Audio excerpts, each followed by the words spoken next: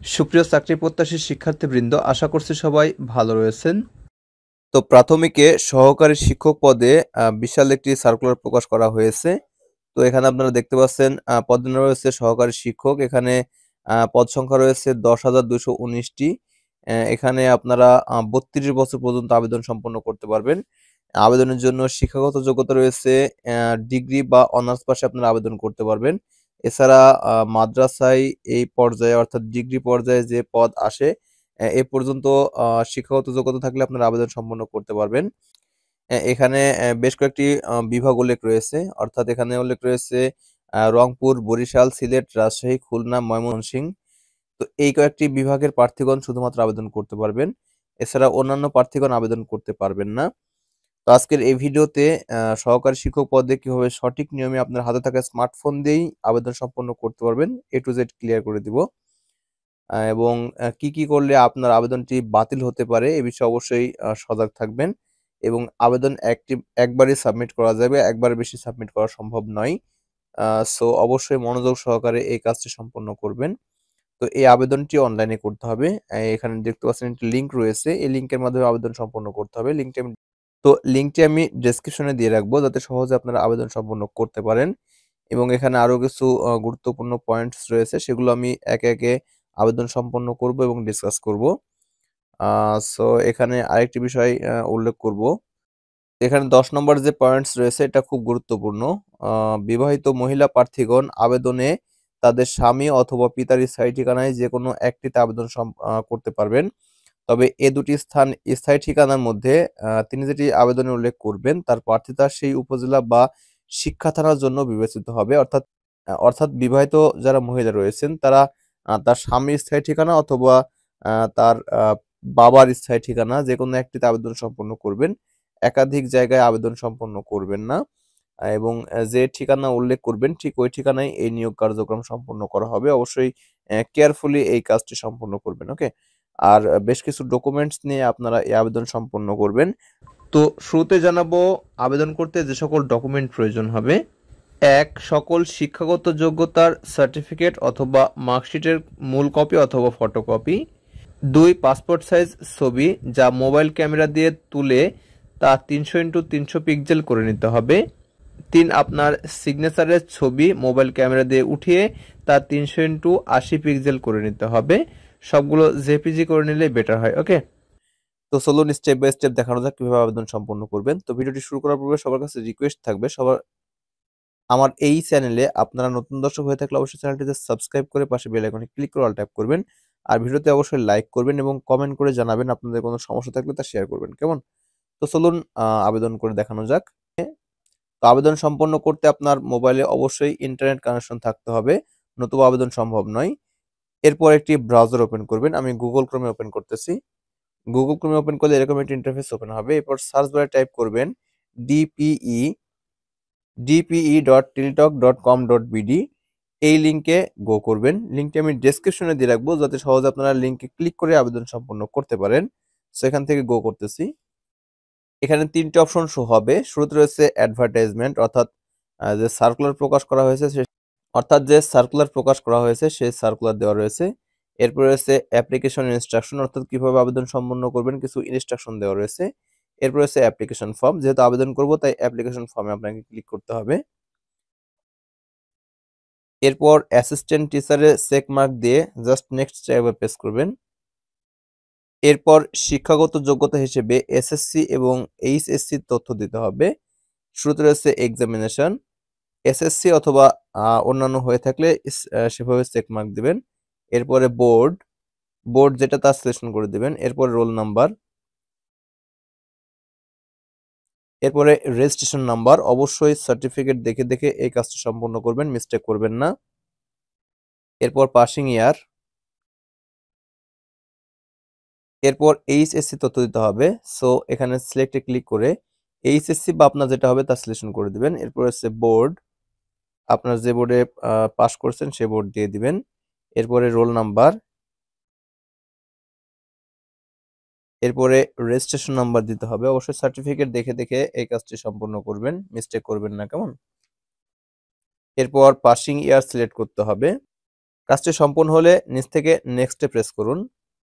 নেক্সটে প্রেস করলে আপনার সার্টিফিকেটে থাকা সকল তথ্য এখানে চলে আসবে।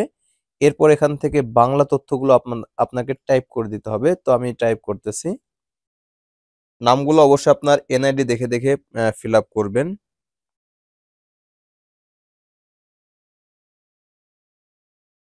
এরপর রিলিজিয়ন সিলেকশন করবেন, আপনার যে ধর্ম তা সিলেকশন করে দিবেন।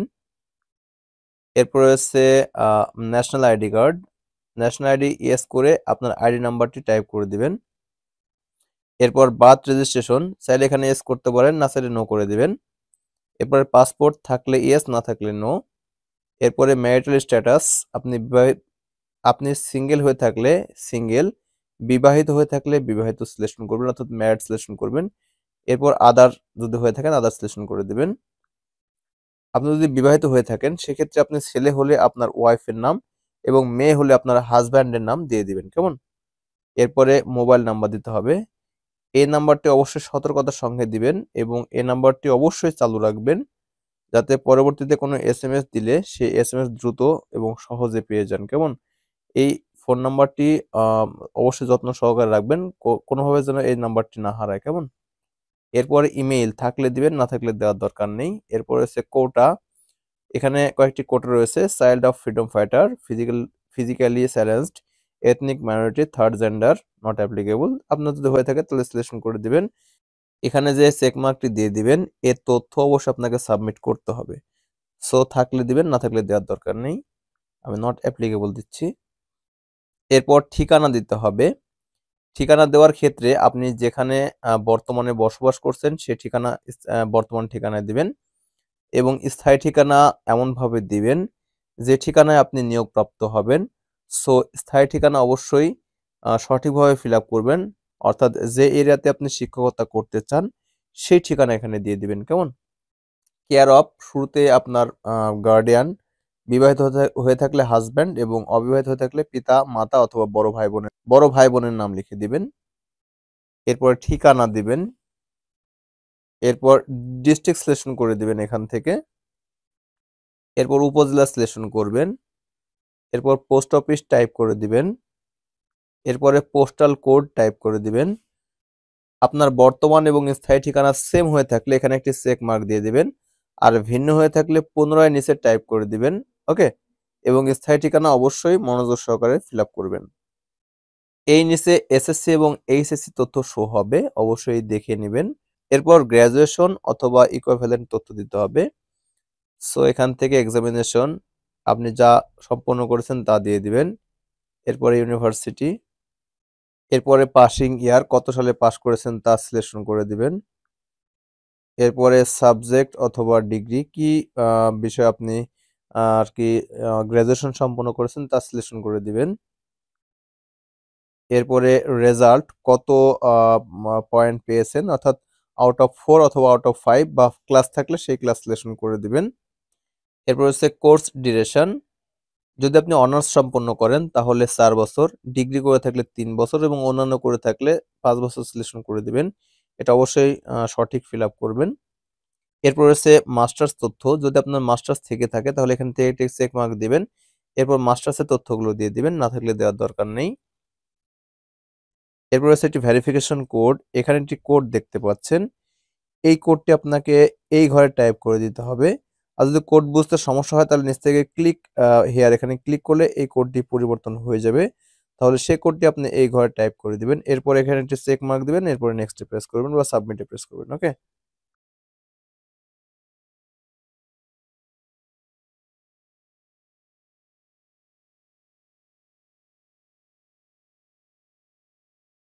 এরপর চেক মার্ক, এরপর সাবমিটে একবার প্রেস করবেন।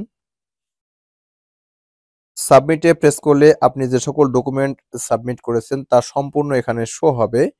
এখান থেকে সবগুলো তথ্য দেখে নেবেন, যদি ভুলভাল করে থাকেন তাহলে পুনরায় আবার এই আবেদন সম্পন্ন করবেন। এরপর নিচ থেকে আপনার ছবি এবং আপনার সিগনেচার আপলোড করতে হবে। এক্ষেত্রে ছবি হবে 300x300 পিক্সেল এবং সিগনেচার হবে 300x80 পিক্সেল। এটা অবশ্যই তৈরি করে নেবেন, জেপিজি ফরম্যাট করতে হবে এবং কিলোবাইটে উল্লেখ রয়েছে। ছবি হবে 100 কিলোবাইট এবং সিগনেচার হবে 60 কিলোবাইট। এর মধ্যে আপনাকে অবশ্যই তৈরি করে নিতে হবে। আপনারা চাইলে গুগল থেকে এটা তৈরি করে নিতে পারেন। সো আমি এখান থেকে আপলোড করে দিব। ছবিতে ক্লিক করতেছি। এরপর আপলোড সিগনেচারে ক্লিক করে সিগনেচার আপলোড করে দিবেন। ছবি এবং সিগনেচার আপলোড হয়ে গেলে নিচ থেকে এখানে একটি চেক মার্ক দিয়ে দিবেন। এরপর ফাইনাল সাবমিটে প্রেস করলে আপনার এই অ্যাপ্লিকেশনটি সাবমিট হয়ে যাবে। সো আমি সাবমিট করতেছি। সাবমিট হয়ে গেলে এরকম একটি ডকুমেন্টস শো হবে। এই ডকুমেন্টসটা অবশ্যই শুরুতে ডাউনলোড করে রাখবেন। ডাউনলোড করে প্রিন্ট করে নিবেন এবং প্রিন্ট করে দেখবেন আপনি কোথাও মিস্টেক করেছেন কিনা। যদি মিস্টেক করে থাকেন সেক্ষেত্রে আপনি এই পেইড সম্পূর্ণ করবেন না, অর্থাৎ 3 দিন আনপেইড রাখবেন। তাহলে পুনরায় আপনারা আবেদন সম্পূর্ণ করতে পারবেন যদি মিস্টেক করে থাকেন। ওকে? আর মিস্টেক করলে এখানে পরিবর্তনের কোনো সুযোগ নেই। কেমন? এরপর আপনাকে টাকা পেমেন্ট করতে হবে। ১০০ টাকা এবং ভ্যাট সহ ১১২ টাকা কেটে নেবে। তো এখানে দেখতে পাচ্ছেন এখানে একটি আইডি রয়েছে। আইডি আমি হাইড করতেছি। এই আইডি নাম্বারটি টাইপ করে আপনাকে টাকা পেমেন্ট করতে হবে। এক্ষেত্রে অবশ্যই আপনাকে টেলিটক সিম ব্যবহার করতে হবে। কিভাবে করবেন আমি দেখাচ্ছি। শুরুতেই আপনার মেসেজ অপশন ওপেন করবেন। ওপেন করে টাইপ করবেন DPER, এরপর স্পেস দিয়ে আপনি যে ইউজার আইডি পেয়েছেন এই ইউজার আইডি টাইপ করে দিবেন। এরপরে আপনি সেন্ড করবেন 16222 নাম্বারে। ফিরতে একটি মেসেজ আসবে যেখানে একটি কোড দেওয়া থাকবে। এখানে একটি আনুমানিক কোড দেওয়া রয়েছে। এরকম ঠিক ৮ বা ৯ সংখ্যার একটি কোড দেওয়া থাকবে। সেই কোডটি আপনি সংরক্ষণ করবেন। এরপর আবারও মেসেজ অপশনে যাবেন এবং টাইপ করবেন DPER, এরপরে স্পেস দিয়ে লিখবেন ইয়েস, এরপর স্পেস দিয়ে লিখবেন পিনটি। পিনটি লেখার পর 16222 নাম্বারে সেন্ড করবেন।